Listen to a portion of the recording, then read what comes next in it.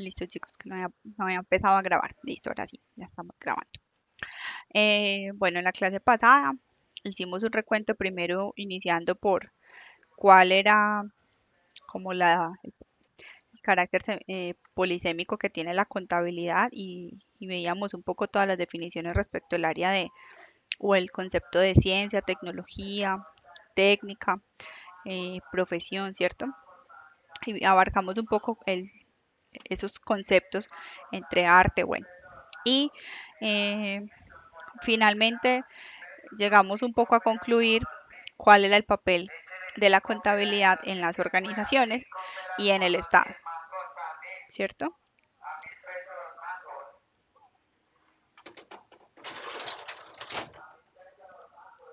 Entonces, habíamos hablado un poco de ese papel y cada uno, desde su punto de vista, argumentó como cuál era ese papel y esa función de la profesión contable real, ¿cierto? Lo que vivimos hoy en la práctica. Ahora, digamos que vamos a darle un poco más de argumento cognitivo y técnico a esa última parte de la clase y es donde vamos a dar inicio el día de hoy. Y, y vamos a arrancar como desde el papel como tal de la contabilidad, aunque igual ya habíamos definido eh, que el objetivo principal de la contabilidad, ¿cierto? Es brindar información para la toma de decisiones oportunas, pues como tal, eh, vamos a darle una mirada de cómo ha cambiado ese papel a lo largo de los años y a llegar a eso que tenemos hoy, ¿cierto? Entonces, eh, como vimos de pronto en la primera clase, toda la parte contable o toda la contabilidad ha surgido más como una respuesta a una necesidad. Ha sido muy de carácter natural, ¿cierto? No ha sido algo como impositivo eh, en los ciudadanos, en los seres humanos. Ha sido una respuesta a una necesidad natural que se ha venido presentando desde el punto de vista del control, de tener la información y de saber qué hacer con los datos que se tenían. En ese caso, hablábamos desde que siempre hemos tenido la necesidad, incluso sin tener un lenguaje o una comunicación, una estimación numérica real, de tener un control. Entonces, podríamos decir que esa profesión contable en su inicio o en sus primeros pasos fue también algo muy natural, ¿cierto? De ese mismo control. Y eh, cuando se le dio el carácter de profesión en un inicio, podríamos decir que fue para apoyar toda la parte productiva y toda la necesidad de información que había en ese momento, en la parte comercial. Estamos hablando de siglos desde los cuales se tiene conocimiento de que existió, incluso época antes de las cruzadas, con los primeros tipos de comerciantes o mercaderes que existieron en aquella época. Y desde cómo pasó ese inicio de esa necesidad a convertirse hoy en lo que llamamos una profesión liberal, ¿cierto? En la época esclavista, mm, el oficio contable iniciaba como a tomarse muchísimo poder, especialmente porque los propios esclavos, pues, perdón, esclavistas necesitaban saber cuántos esclavos tenían e incluso cómo los vendían o los compraban, empezaron a tener necesidad de controlar los recursos, de cuánto dinero tenían para comprar, cuánto generaba un esclavo, especialmente cuando los compraban, digamos, chiquitos, o sea, niños, y los tenían un tiempo o cierta edad productiva, donde en teoría el más joven tenía mayor fuerza, mayor capacidad productiva, y llegaba a cierta edad donde ya no servía tanto en ciertas labores, pero quizás en otras se necesitaba mayor experiencia que capacidad o que fuerza. Ahí era donde empezaba como a lo que se llamaba o lo que hoy conocemos como generar valor. Entonces el esclavista le daba como un conocimiento, le daba una capacidad, una práctica, una experiencia a ese esclavo y al venderlo generaba una rentabilidad en su propio lenguaje, ¿cierto? En el lenguaje que se manejaba en esa época. Sin embargo, habían personas que se dedicaban a ser intermediarios entre los que compraban esclavos y los que los necesitaban. E incluso esos intermediarios también necesitaban de una u otra manera contabilidad, es decir, el apoyo de información y saber o valorar o que en el intermedio de esa operación estuviera cobrado ese servicio que prestaba ese mercader de esclavos. Entonces vemos que hasta en una operación tan básica como la esclavitud en un siglo o en una época tan antigua, ya iniciaba a tener, digamos, importancia el oficio contable, el papel de la contabilidad. Vamos a ver un poco como unos siglos puntuales, y es el siglo cuarto, y entre el cuarto y el sexto, mmm, que fue como el inicio donde aún no había mayor comercio, era más la época feudal, donde quien tenía el poder era especialmente la iglesia. Sin embargo, allí había, no había necesidad de información y no era, digamos, necesario ese papel de la contabilidad. ¿Por qué? Porque el tema comercial y mercantil no era una práctica común, ¿cierto? Era más un papel que desempeñaba únicamente la iglesia y los feudalistas. Cuando vamos al siglo XI, por aquí hay alguien que se agregó, listo. Cuando llegamos al siglo XI, empezamos a ver que pasamos de ese feudalismo a donde el Estado empezó a tener un poder, o sea, empezó a haber una relación tripartita entre comunidad y Estado.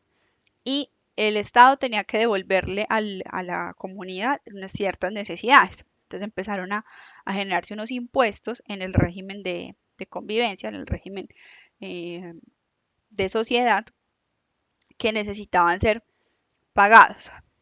En este caso, ¿cómo empezó el Estado a controlar o a saber qué impuestos tenía que pagar cada persona? Con base en lo que en ese momento eran los ingresos, o lo que hoy llamamos ingresos. Entonces, cada quien tenía sus actividades y de acuerdo a esas actividades tenía que pagar unos tributos. El Estado empezó a necesitar allí muchísimo más ese control. ¿Cómo sabía el Estado que cada persona o cada ciudadano o habitante estaba pagando o estaba devolviendo al Estado el impuesto correcto?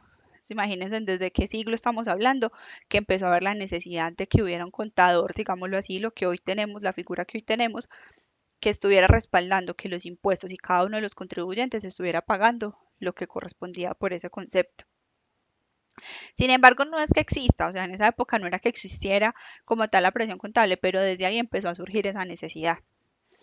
Cuando empezaron las cruzadas en el siglo XII, toda la época de la conquista, eh, con la conquista vinieron prácticas comerciales y especialmente la conquista, como la época de cruzadas y conquistas era una época donde, eh, digamos, las coronas, en este caso los reyes de cada, digamos, de cada región, eh, necesitaba saber que después de toda esa inversión en caballerías y en logística, digámoslo así, de toda esa parte de conquista, cuánto le retribuyó todo ese procedimiento. Evidentemente, en esa época, imagínense que no iban únicamente a conquistar, o pues no se iba con la intención de conquistar o por descubrir terrenos, no, se iba con la intención de gobernar y de hacerse en parte o hacerse en propiedad de tierras productivas. Evidentemente lo que yo no tenía, había otra región, otra zona que sí, y la quería para mí, ¿cierto? Digamos desde el punto de vista de los reinos. Eh, pero no era simplemente como un capricho, era por obtener unos beneficios. Eran los beneficios básicamente de satisfacer la necesidad que yo tenía, pero no la tenía resuelta. Mientras que la comunidad o el territorio al que yo llegaba con el fin de conquistar, sí. Entre todos, simplemente se proveían bienes y servicios de un sector al otro, digámoslo así, pero con un costo. Era lo normal hasta la época de cruzadas. Cuando empieza la conquista, pues ya no hay un costo de intermediación, porque entre comillas, pues todo hace parte de un mismo reino, de un mismo reinado.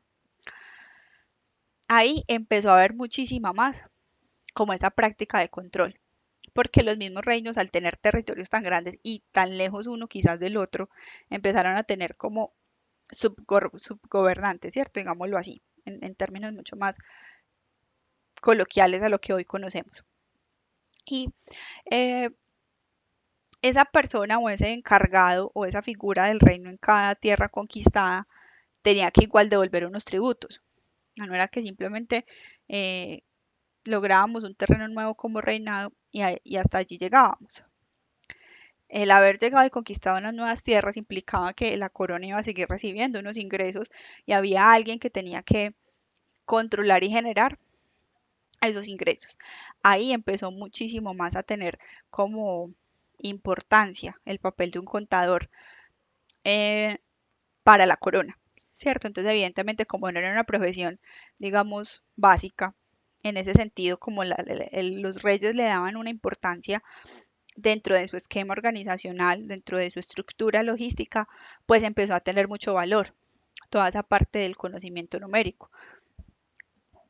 Eh, Cuando, digamos que en toda la época de evolución, inicia ya que las cruzadas no fueron suficientes entre los mismos territorios, sino que quisieron pasar mucho más allá y conquistar, digámoslo así, los océanos que estaban en medio de las regiones o en medio de los territorios, empiezan a formarse en empresas navieras y comerciales.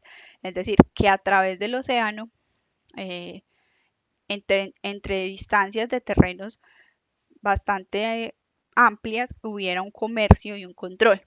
Y ahí es donde empezaron como a tener la formación empresarial, digámoslo así, hubo una necesidad de organizarse.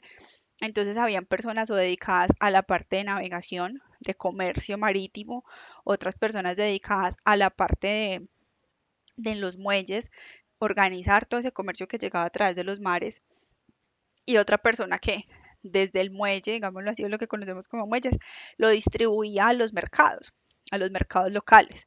Y en cada estación o en cada proceso que había, pues había que pagar unos tributos diferentes, porque no era lo mismo cuando accedías al comercio directo, o sea, en el local, en el mercado, a cuando tocaba traer lo que yo necesitaba de otras tierras, especialmente, no sé, las telas persas, eh, digamos, piedras preciosas egipcias, bueno, hay muchísimas regiones especializadas que se aprovechaban de eso, de su conocimiento, de su experiencia, de su fuerte comercial para distribuirlo, para generar ingresos y para sostenerse. Entonces, cuando empieza toda esa parte de expansión, incluso del descubrimiento de América, ahí ya el papel del contador o de la contabilidad no era simplemente una necesidad, ya era como un requisito. Entonces, cada compañía naviera, cada tema, cada parte comercial tenía un control en cada etapa de los procesos, en cada etapa como ese ciclo comercial, desde que iniciaba la parte mercantil hasta que finalizaba en un consumidor. Ya había un control mucho más detallado, obviamente por parte de la corona en esta época. Pero ahí ya el papel no era que estuviera cogiendo importancia, no, ya éramos, o en la parte contable, ya era determinante para cualquier función en, en favor de la corona, ¿cierto? Ahora vámonos como al siglo XVI. Ya empiezan a haber escuelas de formación contables. En esa época eh, surgieron las dos primeras escuelas de formación. La más antigua es la escuela anglosajona, donde empezaron a hacer toda la parte contable de manera muy artesanal, muy empírica, y era más no basada en un conocimiento teórico, es decir, de letras y de técnicas, sino más bien de la naturalidad, es decir, muy basados en el arte, en cómo crear conocimiento y cómo crear un concepto nuevo a través de una práctica real. Ahí hablamos mucho del aprendizaje por observación e imitación. Entonces, aquí cuando empiezan a haber ya escuelas de formación, cuando empieza a haber un gremio, una asociación de artesanos en esa época, eran artesanos contables, empezamos ya a tener como un papel visible, es decir, no respuesta a una necesidad, sino que había alguien que quería hacer respuesta a esa necesidad, se quería formar y hacer parte de esa gran comunidad.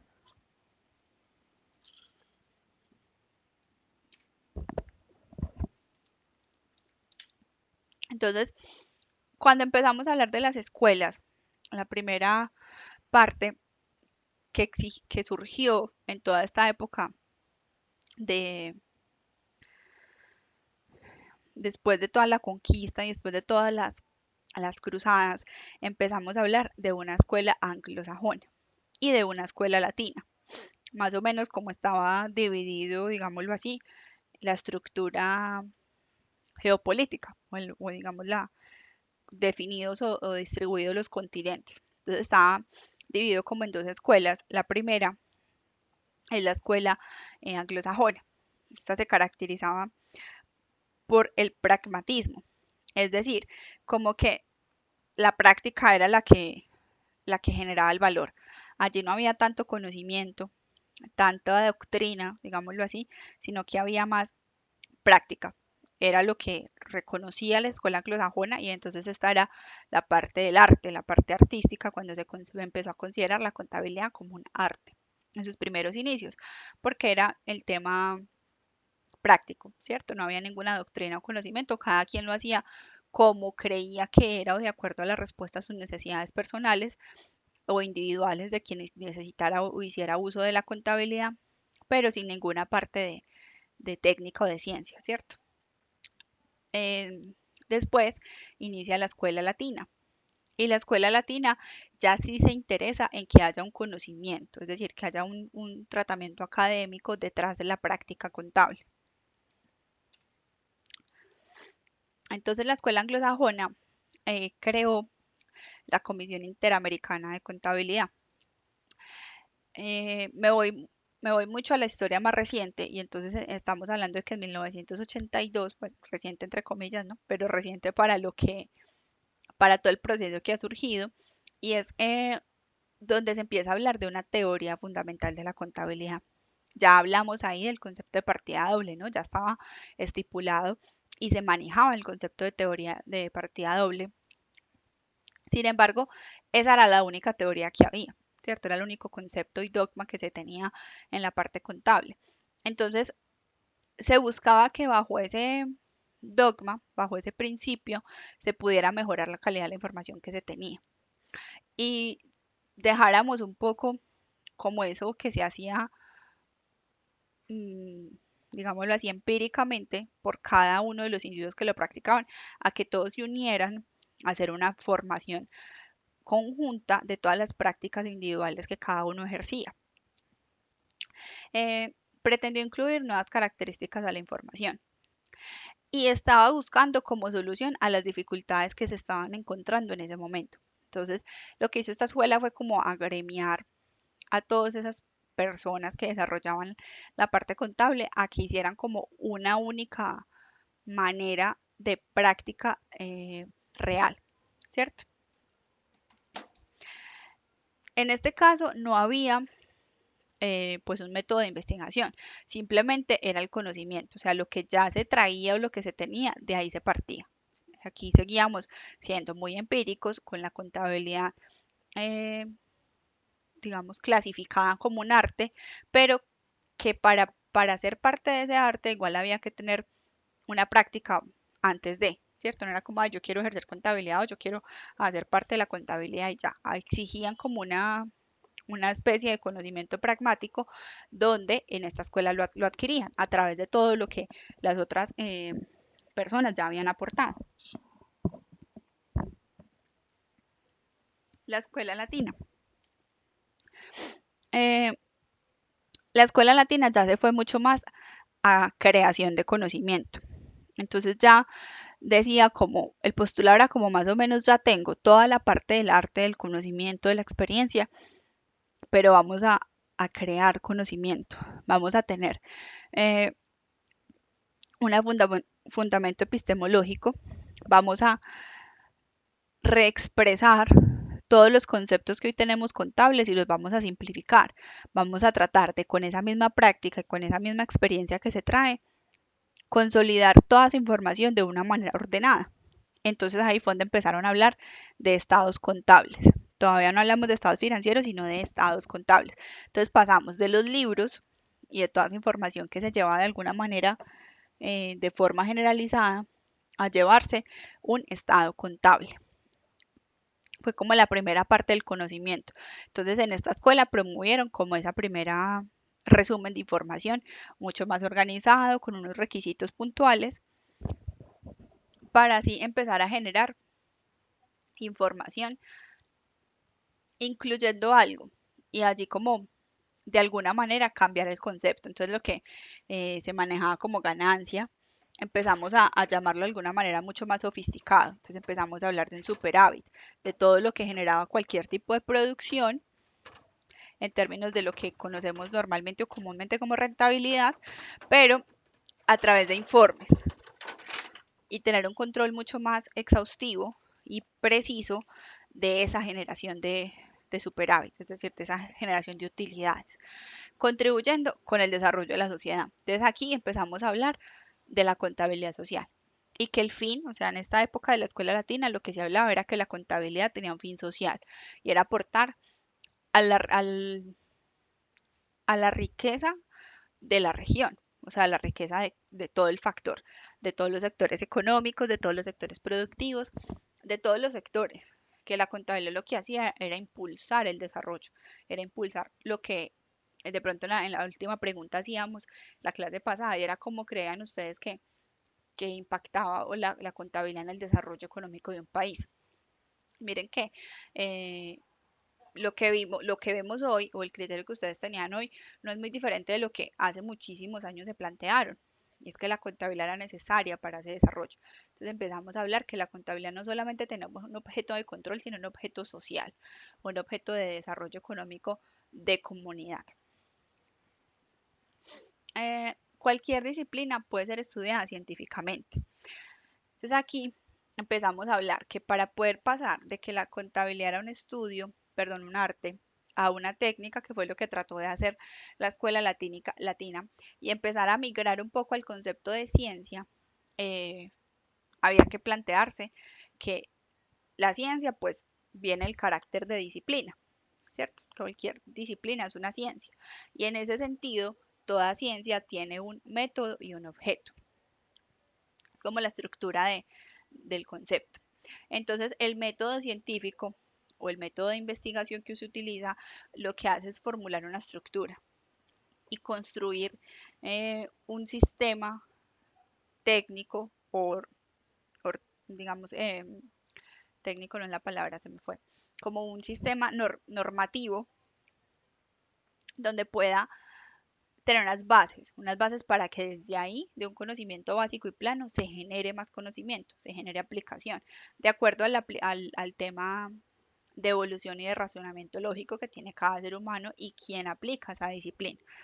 Entonces, cuando empezamos ya a salirnos un poco de la escuela anglosajona y de la escuela latina, a migrar al concepto de ciencia, se meten dos conceptos nuevos, que es el método y el objeto que tiene la contabilidad. Entonces, los objetivos y métodos de la contabilidad.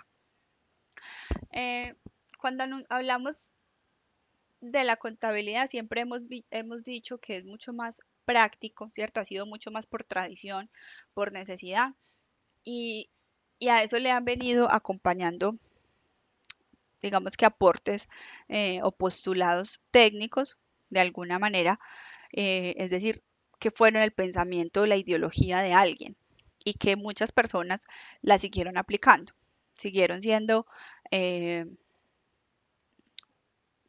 tradicionales, ¿cierto? Podríamos decir que esa es como la conclusión, que hoy seguimos aplicando el método de partida doble que descubrieron hace muchísimos años entre dos autores como lo fueron Fray Luca Pacioli, ¿cierto? Y a través de los tiempos, hoy seguimos con ese mismo principio. Entonces no es que haya muchísimas teologías, bueno, teologías no, teorías, sino que más bien es una ideología que hemos eh, seguido practicando a través de los tiempos. Mm, Cuando se debatía el tema de que si la contabilidad era ciencia o no, siempre la respuesta que más se daba a que no fuera una ciencia era que porque la contabilidad respondía a una necesidad, digamos que no era tangible, que no era evidente en ningún momento, simplemente respondía por inercia. digámoslo así. Entonces eran como temas no tangibles, pero que eran reales. Entonces en ese momento es que empezamos a hablar que los enunciados de los que trata la contabilidad proponen formas de tratar objetos de ideales. ¿Como cuáles? Como la unidad de medida. Entonces había una necesidad, ¿cierto?, de pagar algo. Y empezamos a hablar, bueno, en esa época, bueno, hace muchos años, empezó a tener en cuenta el trueque, ¿cierto? Cuando eran trueques que simplemente eran objetos intercambiables uno por otro. Pero llegó un punto en que esa necesidad de trueque se pasó a a un sistema monetario, que en ese momento y pues tradicionalmente se ha llamado dinero. Iniciamos con el oro hace unos siglos atrás, pero ya hoy el oro ni siquiera es el método, hoy estamos hablando de dinero. En conclusión, esa forma de intercambio lo llamamos unidad de medida. Pueden ser pesos, dólares, bueno, hoy sigue siendo unidad de medida y siempre es la misma, pero con una teoría. Es que en ese momento no perdía valor, como pasa hoy, que hoy sabemos que el dinero, que no es lo mismo yo tener hoy 1 millón de pesos a dentro de un año tener 1 millón de pesos. No puedo comprar lo mismo con ese dinero, con ese 1 millón de pesos. En la época en que empezamos a hablar de ciencia, simplemente hablábamos que la unidad de medida era constante, porque era lo real, lo que pasaba en ese momento. No había ningún factor que indujera que no fuera así, ¿cierto? Entonces, como no se creaba un nuevo conocimiento, no se investigaba, no habían postulados más allá, en ese momento era esa la realidad. La unidad de medida era constante. Entonces, con lo que yo compro hoy, puedo comprar mañana y pasado mañana. Tengo el mismo poder adquisitivo. Mm, Entonces ahí empezaron a entrar conceptos nuevos. Bueno, ¿cómo así que el dinero no pierde valor, pero los precios nunca son iguales? Entonces ahí ya como que era contradictorio. Ahí empezamos a hablar, imagínense, de la primer ley o de la base fundamental de la economía, que es oferta y demanda. Entonces empezamos a ver que un día o al otro los precios pueden ser diferentes, que van a variar. Entonces, si varían los precios, evidentemente, pues la unidad de medida no tiene el mismo poder adquisitivo. Entonces ahí empiezo a tener problemas coyunturales reales, es decir, no es tangible, no es que como así que yo no puedo pesarlo, este dinero, en este caso el oro no pesa lo mismo, sigue pesando lo mismo, pero ya había un problema intangible. Y era que si estaba afectando el tema de precios y pues ya se empezaba a hablar de oferta y demanda, porque se veía en la realidad especialmente productos estacionales, es decir, que de acuerdo a la época del año se consiguen más fácil que en otras épocas o en unas regiones mejor que en otras, pues eso afectaba que hubiera más, hubiera menos. Y no fue una teoría dada por alguien, fue la misma necesidad y la misma actividad mercantil que llevó a plantearse el concepto de oferta y demanda. Y ese mismo concepto de oferta y demanda empezó a cuestionar el tema de la unidad de medida constante. Esos son los dos principales problemas que, o los dos principales objetos que llevaron a la generación de conocimiento y a empezar a hablar de que la contabilidad era una ciencia, porque empezaron a tener dos puntos en contra, de acuerdo a un razonamiento lógico que hizo alguien, en el sentido de que eran contradictorios. Entonces había que profundizar en esos conceptos y empezar a generar una respuesta a esa, digamos, a esa disyuntiva que se encontraba. O el dinero es constante o los precios son variables, pero no pueden haber las dos cosas. Dinero constante o unidad de medida constante y precios variables. Digamos que en la lógica de ese momento, para los que se cuestionaban la parte contable, no era lógico, ¿cierto? Y a pesar de que no era un problema tangible, era un problema común. Es decir, no solamente una o dos personas cayeron en cuenta de esta situación, sino que muchas se vieron enfrentadas a lo mismo. Entonces, cuando vemos la contabilidad de esa manera, empezamos a ver que hay intereses. O sea, no solo yo tengo este problema, no solo yo tengo este pensamiento, sino que él también, él también, él también. Entonces hay unos intereses. Hay intereses en que todos resolvamos una incógnita o que todos tengamos un concepto o una posición de acuerdo a un problema común, digamos problema entre comillas, ¿no? Que tuviéramos algo, cómo resolver ese cuestionamiento o ese choque de trenes entre los dos postulados, entre los dos conceptos. Ahí fue el punto de partida. Ahí fue donde se inició a generar conocimiento. Se entiende por objeto todo aquello que es materia de consideración o conocimiento por parte del sujeto. El término método se puede entender como aquellos procedimientos utilizados hacia la búsqueda de una verdad. Entonces, el objeto en este momento, eh, lo que se tenía que estudiar. Entonces, habían ciertas, o hay, porque pues hoy todavía no sigue aplicando, ciertas situaciones o conceptos que necesito entender y buscar la forma de aplicarlos, y hay alguien que tiene esa necesidad de entenderlos. Entonces ahí tengo un objeto. En el caso, el objeto contable. Y el método. Y es cómo a través de un procedimiento, a través de un proceso, a través de una aplicación, puedo solucionarlo. Puedo encontrar la solución a ese postulado, a esa inquietud, a esa problemática que tiene alguien. Entonces, hasta ahí, chicos, me siguen con la parte de objeto y método de la contabilidad. Bueno, chicos. Eh, Ahora, desde la perspectiva cognitiva, la base de la escuela pedagógica escolástica, bueno, sigo hablando de la escuela anglosajona y latina, ¿no? Que fue migrando un poco a una nueva escuela, a esa pedagogía escolástica. Sin embargo, tenía los mismos principios. Eh, es decir, la práctica del arte, de la experiencia pragmática, con una, con una gremiación y con un concepto de práctica ordenada, de un proceso, de un procedimiento. Entonces se une en todo esto y le adiciono el concepto de materia y forma o de método y objeto. Entonces, la materia o el concepto material está configurado, como les dije anteriormente, por el ente que dirige al sujeto, es decir, ese problema que tengo. Y el formal o el método es cómo respondo a ese problema desde el punto de vista de quién lo está considerando, quién está haciendo la evaluación. Entonces aquí es lo que vemos hoy en día. Miren que bajo NIF, chicos, y yo trato de hacer como la relación de lo que ha pasado o fue el pasado o es la historia de nosotros con lo que hoy vivimos. Entonces, bajo norma internacional tengo criterios. Entonces, la escuela o la parte científica de la norma me dice, eh, el ejemplo común para mí es la depreciación. Te dice la norma que tú puedes reconocer los activos de propiedad, planta y equipo desde que los vayas a usar durante más de un periodo, que no los tengas disponibles para la venta y que generen un beneficio económico futuro. Sin embargo, que tienes que reconocer un desgaste por el uso de acuerdo a la vida útil. Entonces te da como los parámetros básicos de cualquier activo fijo, de cualquier activo de propiedad, planta y equipo.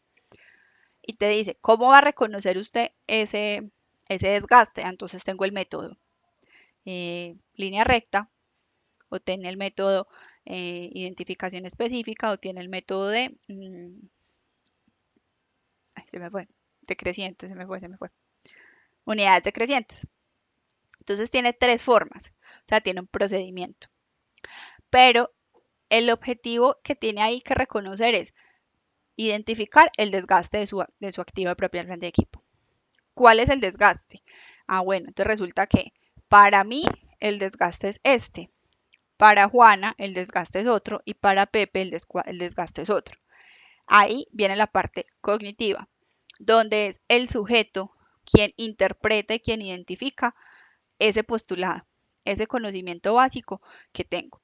Miren que desde que inició el concepto de ciencia y cuando se habló de ciencia contable, se identificó eso, que siempre iba a haber una consideración o un punto de vista personal de quien lo aplicaba, pero aplica un método y un procedimiento establecido donde incorporan o se unifican el arte y la técnica. En el ejemplo más común o el que yo encuentro con mayor relación es ese, el de la depreciación.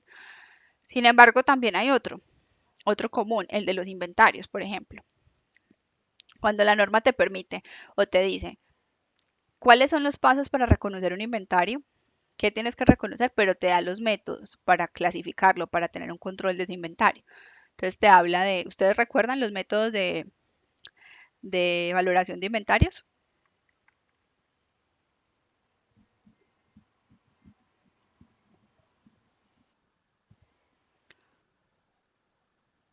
Ajá, correcto. Ujú. Bueno, correcto. Entonces la norma te dice, ajá, la norma te dijo en ese momento, de acuerdo, sí, claro, aquí estuvieron chicas que las vieron conmigo hace poquito. Eh, ac- la norma te dice en ese momento como unas formas o unos procedimientos bases de los cuales puedes partir, pero es de acuerdo a la necesidad y a mi negocio que yo elijo, ¿cierto? En eso se constituye la ciencia o la parte del carácter científico de la disciplina contable. Incluso en el ejemplo de inventarios es muy práctico ver que no es un conocimiento, no es un postulado permanente. Cuando iniciaron las normas contables habían tres métodos: promedio ponderado, PEPS y WEPS. En la actualidad solo hay dos aceptados: promedio ponderado y PEPS. El WEPS salió, digamos, de circulación. ¿Por qué? Porque en su momento y en el estudio de la actualización y la normatividad, alguien tuvo ese problema, ese inconveniente. ¿Cómo así que los últimos en entrar? O sea, que lo que yo compré, acabé de comprar, va a ser lo primero que yo venda. Y entonces lo más viejo se va a seguir envejeciendo, ¿cierto? Entonces ahí como que venga el término de que la pérdida del dinero a través del tiempo no está siendo consecuente con esto. Porque si yo sé que lo más viejo o entre más dinero tenga quieto, pierde valor o pierde poder adquisitivo, ¿cómo es que yo permito o estoy de acuerdo con que las empresas tengan esa práctica? Y es que lo más viejo que compraron es lo último que van a vender. Cuando lo vayan a vender, ya está desvalorizado, ya no cumple con la ley natural del mercadeo, ya tiene una pérdida de valor implícita, así yo la venda, tiene una pérdida de valor implícita de por medio. Mire que ahí fue un problema real que alguien se planteó hace unos años y dijeron, bueno, esto tiene razón, tiene sentido, entonces vamos a eliminarlo. Desde el punto de vista como escuela contable, eliminaron ese último método y dijeron, no más. No es práctico, no es una práctica sana para una empresa cuyo teoría o hipótesis es negocio en marcha, es decir, generar utilidades, generar mayor dinero y generar mayores recursos. Entonces, eso está yendo en contra del postulado que tenemos, entonces vamos a eliminarlo. Miren que ahí esa es la prueba base de que el conocimiento no es estático y de que la investigación contable sí es posible. Que puede que haya algo que toda la vida hayamos hecho, pero lo hayamos hecho en contra de algo mal. Simplemente que porque todos lo hacíamos o porque era una práctica común se convierte en una práctica aceptada y no siempre es así. Vale, entonces ahí tenemos como ese ejemplo claro de lo que realmente es la aplicación.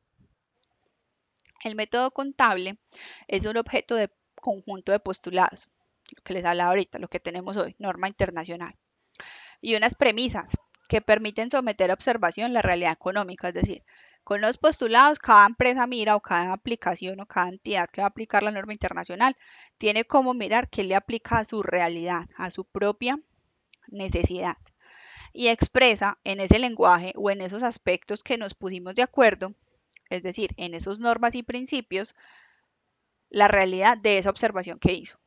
Entonces ahí es donde cada empresa elige un método, elige un proceso. ¿Y cuáles son las reglas? O sea, hay un grado de objetividad en las reglas generales, pero en las reglas específicas, es decir, lo que cada uno aplica, hay una observación, hay una decisión tomada.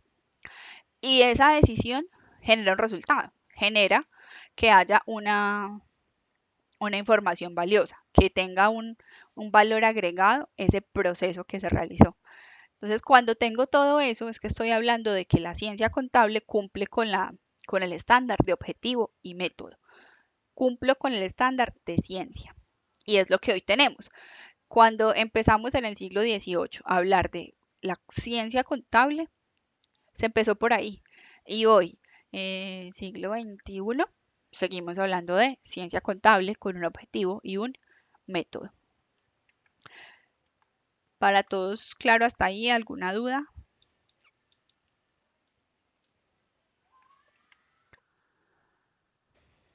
Bueno, chicos, entonces, teniendo claro como la ciencia de cómo llegamos a hablar de ciencia contable, vamos a aplicar o a traer eso aquí a Colombia.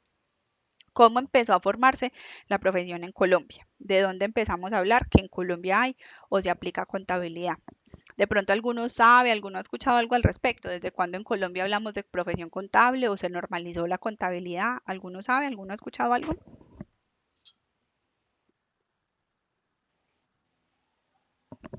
¿Y qué pasó por allá?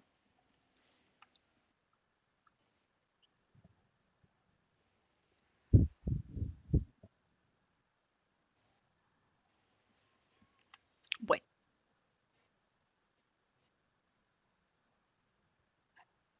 como profesión.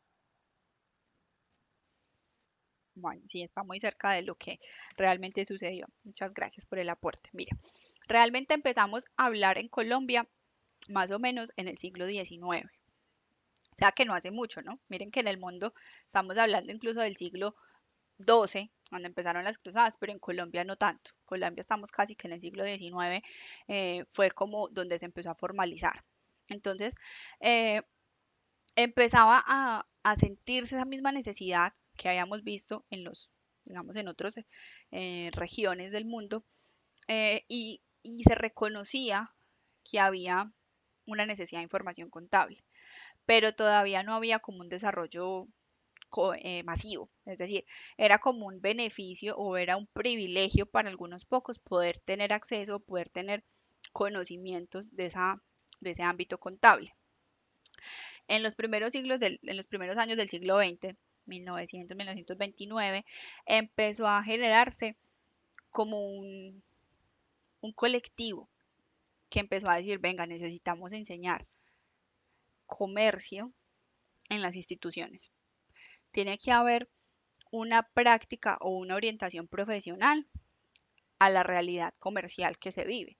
Eh, Todavía no había apertura económica global, ¿cierto? Sin embargo, había comercio entre las mismas eh, comunidades que existían en Colombia. No había apertura global, pero había una necesidad. Entonces ahí fue donde empezaron como a decir, venga, tratemos de que en la educación las personas que son eh, que obtienen un título, que pueden estudiar, especialmente pues los hombres, ¿cierto? Que eran las personas que podían tener acceso a la educación, tengan un conocimiento desde el punto de vista comercial y económico. Porque digamos que en Colombia no se reconocía la contabilidad, se reconocía la economía. Eh, Entre 1929 y 1951 se empezó a dar educación comercial e incluso en los colegios ya empezó a haber colegios, especialmente los colegios religiosos, que decían o que habían tipos de educación. Entonces, desde esa época se empezaron a hablar de colegios comerciales, es decir, colegios que en su programa académico básico o en su formación académica de básica secundaria le hablaban al estudiante del proceso comercial y de la economía, no tanto de la contabilidad, pero sí de cómo era la contabilidad, de cómo era la economía y cómo funcionaba. Se caracterizaba toda esa parte, como digo otra vez, especialmente en los colegios religiosos, por una disciplina. O sea, toda la parte comercial y económica tenía una disciplina estricta en todos los procesos que se realizaban. Y había digamos que obviamente eso desde el punto de vista religioso, un espíritu metódico. Entonces, es decir, la forma o la técnica de aplicarlo a la realidad. Entonces, sentido práctico. No dejaban de lado, pues, cierto, su parte o su contenido del dogma, ni de su ideología y teología, pero lo veían más como una solución a un conflicto, a los intereses que podían tener las partes involucradas en el comercio o pues en la realidad económica, que con esa aplicación de pautas éticas y de sentido religioso que le metían como al tema del conocimiento, se pudieran solucionar conflictos y más bien que solucionarlos, evitarlos. Es decir, era como el acuerdo gana-gana en todas las transacciones y lo que se enseñaba en esa época en Colombia era muy que todas las partes interesadas fueran gana-gana, no que hubiera, digamos, el carácter capitalista que vemos hoy quizás. Era muy de comunidad, ¿cierto? Era como el contenido religioso que le aportaba en ese momento la educación. Fuera de eso que Colombia pues era un país 100% católico. En esa época todavía no hablábamos de libertad de culto. El único culto profesado aquí era el catolicismo. Entonces, cuando yo digo que los colegios de tipo religioso, es porque en ese momento casi que era la única educación que existía y todos cumplían eh, con esa tradición. Y la parte comercial era muy dictada hacia los hombres en los colegios masculinos. Listo. Eso fue como una realidad de lo que se vivió. En 1952, solo hasta esta época, empezó a haber como la educación universitaria real. Entonces ahí empezó a haber técnicas. Aquí se reconocieron como las clases de formación profesional y empezó a haber técnica económica. Ahí fue donde empezaron las primeras personas a profesionalizarse de alguna manera hasta el nivel técnico en la parte de economía. Eh, Sin embargo, se desarrollaron unos conflictos con base a eso. Como era economía, entonces en la economía se aplicaba el conocimiento de contaduría. Entonces empezaron como a ver esos conflictos de separar los enfoques, que es que la economía es una cosa y la contaduría otra, en la vida práctica, ¿no? Eso fue lo que sucedió como en esos conflictos y empezó como a reconocerse que es que la economía era otra rama del conocimiento, que podía tener incluido la parte contable, pero que la contabilidad como tal, la contaduría era una rama puntual del conocimiento y era ciencia básica, perdón, ciencia única. Entonces, se, se empezó a generar el conflicto de había que enseñar contabilidad, no economía, sino contabilidad. Y si eso iba a ser posible, entonces tenía que haber un reglamento, como un código de ética, un código de disciplina, un código donde se pudiera controlar a todas las partes involucradas, todos los que hacían parte de esa cadena y de ese proceso. ¿Y cómo eh, se llegó a eso? Era como el problema principal que se tenía. Entonces, en 1960 se promulga la ley 145 y ahí se crearon las profesiones liberales. Ese fue como el paso fundamental, uno de los pasos, eh, digamos, más relevantes de la historia, no solo de nuestra profesión, sino de muchas en Colombia, que se crearon o se entendieron que en Colombia podían existir profesiones liberales. Entonces, eh, según la sociología, las profesiones liberales son una formación técnica en regla y el procedimiento institucional que le dé validez, era como el primer requisito. Entonces aquí se unificaron los requisitos para inscribirse como contador. Entonces aquí fue donde se dividió el término. Había, que era lo que nos decía el compañero, habían personas que nunca habían entrado a una institución de educación superior, no tenían ese carácter técnico, pero llevaban toda la vida siendo contadores. Entonces aquí, en esta ley, fue donde les permitieron generarse o inscribirse como profesionales con un requisito, digamos requisito principal, y es que tenían que ser aprobados por una universidad, es decir, por una institución de educación superior. Entonces la persona que llevara toda la vida ejerciendo o que tuviera en su dominio o en su conocimiento la práctica contable real, podía inscribirse y en esa época hacer como lo que hoy llamamos convalidar el título. Entonces se inscribieron los contadores y ahí fue donde se dividió el tema entre contadores titulados y contadores empíricos. Aquí fue donde se empezaron a dar tarjetas profesionales. Entonces, los primeros contadores que surgieron de la institución contable, es decir, ya de una universidad de educación superior, que les enseñaron el proceso a través de unas técnicas de estudio, en esa inscripción que se hizo, obviamente había un libro, un registro de contadores, en este caso como profesión liberal, entonces el número que le asignaban a su tarjeta o su código de registro, su código como su cédula, lo que lo identificaban como contador o profesional contable, tenía un guión Entonces no sé si alguno de ustedes en la vida ha llegado a ver una tarjeta de esas, que, no sé, por ejemplo, tarjeta profesional TP número 12345 raya E, y las que hoy nos dan a nosotros, no sé, TP, tarjeta profesional número 55 raya T, las de nosotros todos y desde hace mucho, pues desde la época eh, de 1960, salen todos los nuevos, los que pasan por una institución de educación superior, salen con ese raya T, es decir, contador público titulado. Y el raya E era el raya empírico, el que era profesional en el área contable, pero no había pasado por la formación académica. Sin embargo, había aprobado con todos los requisitos o había convalidado su experiencia y conocimiento a través de una institución de educación superior. Porque no era pues como, ay, venga, no, yo soy contador y póngame en la tarjeta. Había que demostrarlo en ese momento pues con los requisitos que se tuvieran. No sé si alguno de ustedes han llegado a ver una tarjeta de esa raya ahí.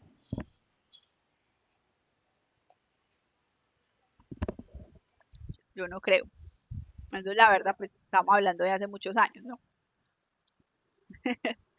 Ya, ya muchos años.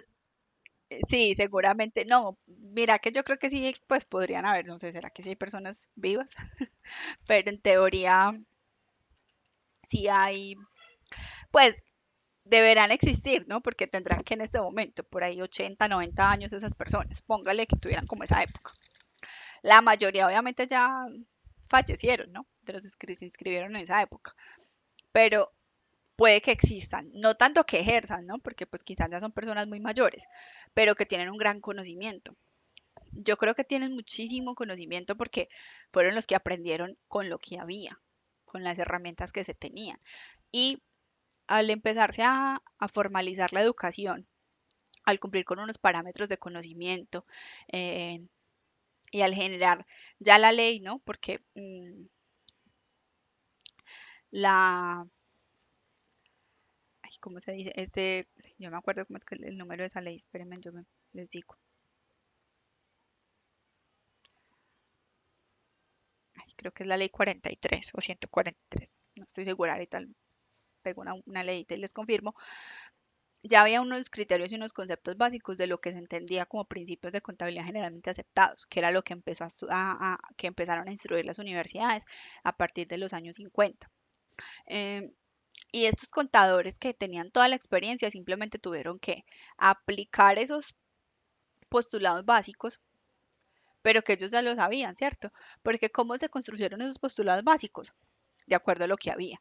Recuerden que siempre todo pasó por la parte del arte, es decir, cómo se hacía la práctica real y eso simplemente lo documentamos y lo volvemos en un procedimiento común, en un proceso que cualquier persona puede aplicar de acuerdo a un conocimiento básico y una experiencia dada. Entonces, el contador ya contaba con eso, el contador contaba, valga la redundancia, el contador ya tenía todo ese proceso ganado, el contador empírico de esa época, y lograba era eh, armonizar todo ese concepto y esa experiencia que tenía de la mejor manera, ¿no?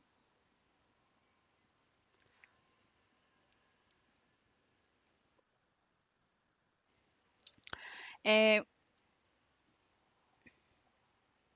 aquí se me tapó, listo. Entonces, como les decía, se empezaron a identificar los contadores que podían ejercer la profesión. Eso tuvo un gran conflicto interno, porque hubieron muchas personas que a pesar de que ejercían la profesión contable, nunca se inscribieron en ese registro, nunca llenaron como esos requisitos eh, de aprobar el título, de convalidar su experiencia a través de un título universitario. Eso fue un gran conflicto interno en el país, especialmente porque mm, en su principio o en su época se veía que esa forma de inscripción o de generar que la profesión contable era una profesión liberal era más por generar un control de quién podía acceder al sistema contable, o sea, quién podía tener control de la información y que solo unos pocos lo lograran ejercer a modo de riqueza, ¿cierto? Que siguiera siendo un privilegio, que no fuera para todos. Eso fue un gran conflicto que finalmente, pues, como todo, pues se resignan, ¿cierto? A los cambios. Yo creo que esa época que se vivió en ese momento fue muy similar a lo que pasó cuando decidimos migrar a NIF, que era como la resistencia de quienes llevaban toda la vida con un conocimiento a decir, pero ¿por qué tengo que dejar de hacer lo que he hecho toda la vida y toda la vida me ha funcionado bien y aprender cosas nuevas, si toda la vida me ha funcionado? Entonces, fue más o menos lo que pasó en esa época. Esa resistencia al cambio, a tener que formalizar la profesión, fue un gran reto que tuvo la economía del país, porque empezó a haber mucha clandestinidad, empezó a haber esa parte de ejercer, porque pues las personas que tenían el conocimiento y lo hacían, y quizás el tema también de oferta y demanda. Entonces, claro, el contador que tenía la tarjeta cobraba mucho más que el que no, porque ese que tenía la tarjeta o se había inscrito y había invertido en unos recursos académicos, en unos dineros para que la universidad o un instituto de educación superior lo, lo preparara, o el contador que a pesar del conocimiento tuvo que estudiar y demostrar un conocimiento frente a esa universidad. Obviamente, pues tuvo que haber un proceso económico para poder certificar ese conocimiento.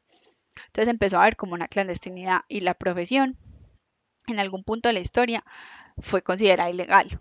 O sea, realmente estaba cometiendo un delito quien estuviera ejerciendo la contabilidad sin esa tarjeta y de hecho pues hoy existe. A los contadores que hoy les cancelan la tarjeta o se la suspenden o lo que sea y siguen ejerciendo, pues están cometiendo un delito, ¿no? Un delito penal. Lo mismo pasaba en esa época. Entonces era como una persecución. Y fue como una guerra interna entre los contadores titulados y los contadores empíricos, pero no pues de una guerra cualquiera, o sea, no una guerra de matarse, ¿cierto? Más bien una guerra como de cuál vale más en temas de conocimiento y experiencia. Porque claro, los contadores que apenas estaban saliendo, y pues es algo que hoy todavía pasa, los contadores que apenas estaban generando su título, su profesión, pues eran personas que no tenían experiencia en la vida práctica. Entonces, eh, simplemente por haberse sentado unas horas en frente a una universidad, eran contadores, mientras los que llevaban toda la vida ejerciendo esa profesión o llevando o descubriendo mejores prácticas para realizar un proceso contable, no eran válidos. Entonces, digamos que hubo una parte de oferta y demanda de la profesión contable y era de acuerdo a la necesidad. Entonces la asesoría o la parte que necesitara de un contador eh, para, digamos, para funcionar, para tomar decisiones, basaba mucho en el quién iba a prestar el servicio, no cómo, sino quién. Entonces la persona fulano tenía tanta experiencia o sutano no. Entonces empezaba como la persona a tener más valor que la profesión. Eso hoy también aplica mucho, ¿no? Hay personas que son muy conocidas por su nombre, por su experiencia. Yo creo que eso quien más lo vive son, por ejemplo, la profesión liberal como los abogados, que también son una profesión liberal, y que en ellos vale muchísimo más el nombre, el reconocimiento, que, que su propio conocimiento, de por sí ser abogado, ¿cierto? La parte contable no lo vivimos tanto, pero en esa época sí se vivió demasiado. Y la única forma que hubo para controlar como esa ilegalidad fue que prácticamente todos los trámites oficiales o frente al Estado, o frente a entidades o terceros interesados en la información contable, tenían que adjuntar o pasar esa tarjeta profesional. Y ahí también empezaron a hablar se creó bajo ese mismo registro el tema de los antecedentes disciplinarios. Entonces ya no solamente era que estuviera registrado y, y cumpliera con el requisito de un título, sino que se portara bien. Básicamente se revisaba la ética de la persona para dejar de mirar tanto el nombre, sino el quién, ¿cierto? No el contador, no, quién. Entonces Natalia Vargas y se consultaba, pues en ese momento se expedía un certificado, digamos, de buen comportamiento. Entonces uno a lo largo de un periodo tenía que cumplir en ese momento con una formación, ¿cierto? Era mucho más exigente el tema como es hoy. Hoy básicamente es no tener denuncias. Hubo un momento en que había que tener unas prácticas y demostrar que la profesión se estaba ejerciendo para poder que ese certificado lo actualizaran. Entonces usted no solamente le bastaba tener la tarjeta profesional, sino que tenía que tener como un certificado de vigencia, digámoslo así, como si fuera, "Ah, es que esta persona sigue vigente, sigue aplicando en el medio todo su conocimiento y le puede ser útil a lo que usted necesita como usuario de la información contable". Aquí empezamos a hablar de esas dos cosas, en esa época cuando se formalizó la profesión liberal. Hubo un segundo paso de esa misma ley y fue como las formas, o sea, cuáles eran los papeles o en qué casos se necesitaba acreditar un contador público, cuándo, cómo y con qué fin. Entonces, eso fue un poco con lo que les estaba contando, ¿cierto? Tratar de regular toda esa guerra que hubo entre los contadores empíricos y los contadores titulados, una guerra interna que hubo dentro de nuestro gremio. Eh, pero el hecho de que le hubieran puesto a esa profesión liberal como tal la contabilidad, el uso limitaba a cuándo se necesitaba un contador. Entonces, digamos que desde un punto de vista legalizaba o formalizaba la profesión. Desde otro, era como que para lo único que sirve es para esto, esto, esto y esto. Entonces encasillaron de alguna manera o desde bajo el punto de vista de algunos eh, profesionales, encasillaron la necesidad del contador a cinco o seis necesidades, cuando la realidad era mucho más. Entonces aquí es donde empezamos a tener ese concepto que es que el contador únicamente servía para eso, para esas 5, 6, 7 cosas que nos decía la ley, no para lo que hoy ha evolucionado el concepto, ¿cierto? Estamos hablando obviamente de muchos años atrás, pero aquí fue donde nos encasillaron en esa época. Entonces dijeron como el contador fiscal es el que firma los balances para los bancos. Ahí fue limitado. Balances o información financiera para los bancos. Algunas sociedades o algunas industriales, de acuerdo a unos montos, deben tener contador interno, o sea, contador permanente. O sea, que el trabajo como tal de la profesión era únicamente para cierta cantidad de empresas, obviamente empresas de un tamaño considerable. Entonces eso reducía una cantidad de un montón la posibilidad laboral de la profesión. Y la última, para actuar frente a controversias. O sea, que si había como una duda entre el carácter técnico, o sea, la práctica que hubiera ejercido alguno, ¿cierto? Algún contador empírico, y cómo debería ser el contador el que definía. O sea, era como el auditor, el perito, el que tenía el poder. Eh, y certificar informes de estados de cuenta, esto es lo que hoy todavía no hacemos, que es el tal certificado de ingresos. Imagínense desde cuándo estamos haciendo ese mismo certificado. Entonces, claro, si alguien necesitaba certificar que al mes se ganaba X plata, ahí sí necesitaba un contador, pero el resto del año no. Si solo en una vez al año necesitaba certificarle a un banco que se ganaba 1 millón de pesos, solo una vez al año buscaba un contador que le firmara y dijera, ah, si este se gana 1 millón de pesos. Nada muy lejos de lo que hoy pasa, ¿no? Personas que necesitan un certificado de contador y solo una vez al año nos buscan, el resto del año no. No sé si a ustedes les ha pasado, cuántas veces al año necesitan un certificado de ingresos en su vida personal.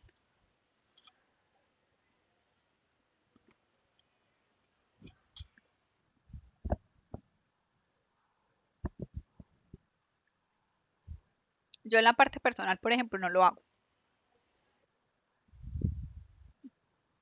Correcto.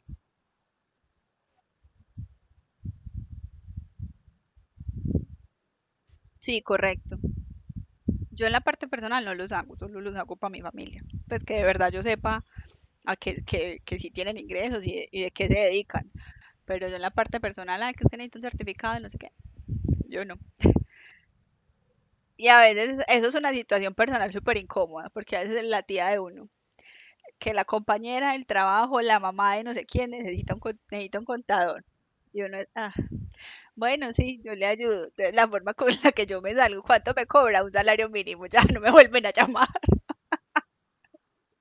Esa es la técnica mía. Una carta, sí, eso vale.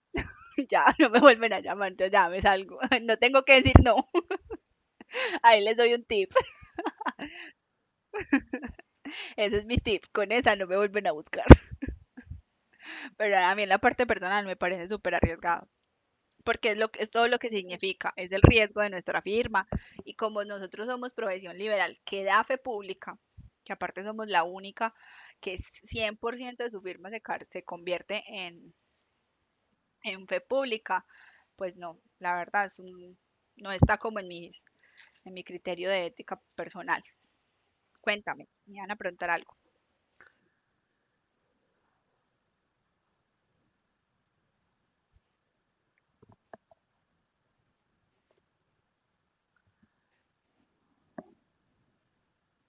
Mira que no, porque es que ahí es como pecado y ley. O sea, más o menos ahí aplica como el desconocimiento de la norma, no te exime de ella. Entonces, yo no sabía qué tal cosa, sí, pero pues usted firmó su labor es saberlo. Obviamente también aplica un principio de buena fe, bueno, y no es como tan drástico, pero uno no sabe. A mí me da muchísimo miedo porque les voy a contar una anécdota que le pasó a un colega. eh, y es un tema de alguien necesito un certificado de ingresos, pero pues no le dijo para qué, ¿cierto? Necesito un certificado de ingresos y le pasó los extractos y la carta laboral y bueno, entonces esta persona firmó el certificado de ingresos. Entonces la persona le dijo, venga, súmemele ahí 1 millón de pesos, bueno, por decir cualquier cosa, que es que necesito para un crédito. Y claro, pues ya tenía todos los ingresos, entonces pues esta persona dijo, bueno, un poco más, pues que no los tenía como soportados, porque la persona decía, no, es que yo vendo tal cosa, vendo tal otra, pero no tengo cómo mostrar porque yo lo vendo así, me dedico en el carro y voy y vendo y no tengo cómo soportar, pero mire los extractos, bueno, cómo muevo y la mercancía que yo muevo y no sé qué. Y eso no fue hace muchos años, la verdad, si quieren que les diga, eso fue hace por ahí unos, ¿qué? 10 años más o menos, esta historia. Bueno, entonces listo, pues él en su análisis dijo, bueno, si este man, y pues sabía que vivía bien porque era relativamente conocido, pues no era muy cercano, pero sí más o menos entendía y conocía un poco el nivel de vida que tenía la persona. Yo, bueno, si esta persona vive bien, tiene los hijos en colegio privado, bueno, y si le alcanza para pagar estos colegios y esta casa y este carro, bueno, sí tiene como más o menos demostrar estos ingresos. Listo, le firmó el certificado. Bueno, no pasó nada, nunca lo volví a ver. Y no sé, póngale en ustedes 5 años después. Este contador fue a sacar su visa americana. Y, pues bueno, hizo todos los trámites, llegó a la embajada, fulanito de tal, ni siquiera le van a hablar, negada la visa. Y como en esos momentos no explican, ¿cierto? Esa parte no la explican, eh, intentó por segunda vez, nada, negada. Pues eso creo que le dan como un tiempo, 1 año, 2 años después para negar, para volverla a tratar de sacar. Tercera vez, ya negado y vetado, o sea, no vuelva. Que ya le digo, venga, pero ¿cómo así? O sea, tengo ingresos, ¿por qué me la están negando? Entonces consiguió esas personas que son como muy expertas en ese tema de visas.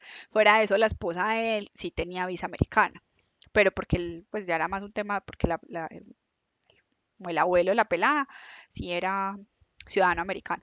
Entonces él como, venga, yo tengo una esposa tiene visa y mi hija también porque es hija de ellos. ¿Por qué no? O sea, somos el mismo núcleo, ellos van, yo quiero viajar con ellos y poder estar. Entonces consiguió una persona de esas que les ayuda como esa parte de trámites y encontró la causa. Ya vienen cuál fue. Que una vez un fulano presentó un certificado de ingresos firmado por él y como al fulano digamos, le determinaron que los ingresos eran falsos, pues vetado él también por haber firmado, por haber certificado una información falsa. O sea, no se fue un tema disciplinario, pero imagínense, nunca en la vida se lo iba a imaginar. Y hasta el sol de hoy el muchacho no tiene visa americana. Claro que sacó la europea y ya con la europea puede viajar, pero luego muchos años después encontró la razón, un certificado de ingresos firmado.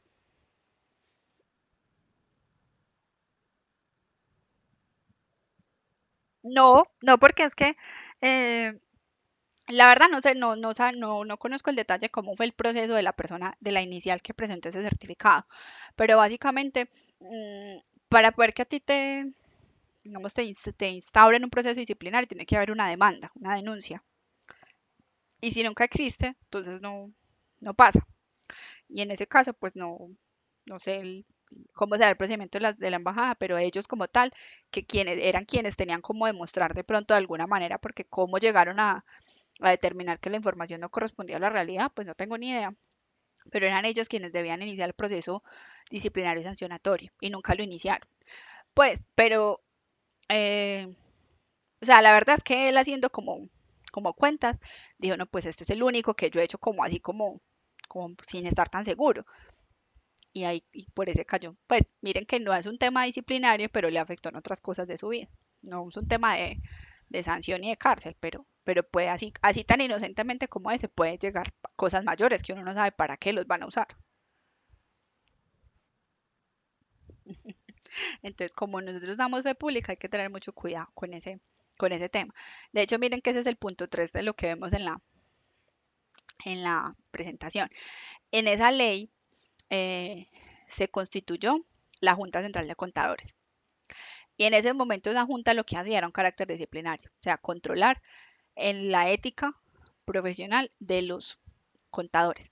Como era una profesión liberal, pues cada uno tenía o tiene límites de aplicación, de ejercerlo. Pero lo que se busca en ese momento es que sea eh, bajo unos principios, bajo unos conceptos. Entonces, esa institución a lo que se dedicó y se dedica hoy, sigue siendo lo mismo, es un tema disciplinario, de carácter disciplinario. Eh, como adicional en esta misma ley fue donde se promulgó qué profesiones dan fe pública en Colombia. Entonces se le confirió la fe pública a los notarios, es decir, abogados nombrados por el Consejo Superior de la Judicatura como notarios y contadores públicos. Los contadores son los únicos que dan fe pública absolutamente de todo lo que se firma. Bueno, chicos, ahí como a modo resumen de un poco de historia, de cómo nos ha ido en la historia colombiana. Vamos a salir al break, chicos. Faltan 5 para las 5. Vamos hasta las 5:10. ¿Listo? Y continuamos con la segunda parte del encuentro.